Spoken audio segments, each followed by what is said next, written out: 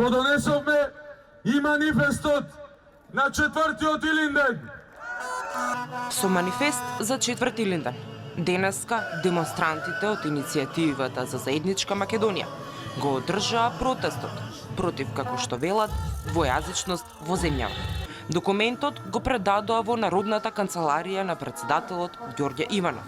Пред неколку илјади демонстранти, организаторите го прочитаа манифестот со кој истакнуваат дека македонското прашање и во 2017 година е отворено и повикаа граѓаните да излезат во, како што велат, одбрана на државните символи. Уверени сме дека сите конфликти кои се случуваат во периодот од последната декада на минатиот век до денес, а кои ние ги нарекуваме етнички, се предизвикани всушност од геополитичките интереси на одредени центри на моќ. И оттаму повикуваме на отфрлање на овие недобронамерни обиди, кои ја ослабнуваат силата на нашето државно правно битие и на обединување во заедничката љубов и лојалност кон правниот и политичкиот систем на Република Македонија.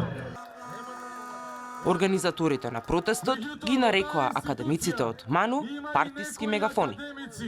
Кои сите вас ве нарекуваат изманипулирана толпа. Ве нарекуваат бранители на криминал, а не на бранители на унитарноста на Македонија. До Катица Ќуловкова и сличните, да упатиме голем поздрав кој што ќе го чујат до дома. Илиевски побара и минута молк, посветен на, како што вели, кариерата на Катица Ќуловкова, за да се слушне чукањето на македонското срце. Демонстрантите со песна порачаа дека јазикот не го даваат. Лепше соке јадеме, но јазик не ке дадеме.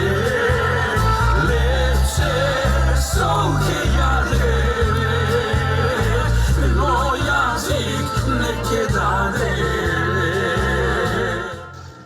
Предходно, демонстрантите кои се собраа пред владата со себе носеа транспаренти, на кои беа испишани пораки дека Македонија не сака влада предводена од Сорос. Во текот на протестот имал проблем со автомобилот, од кој ечи музика и насоки за движење на демонстрантите.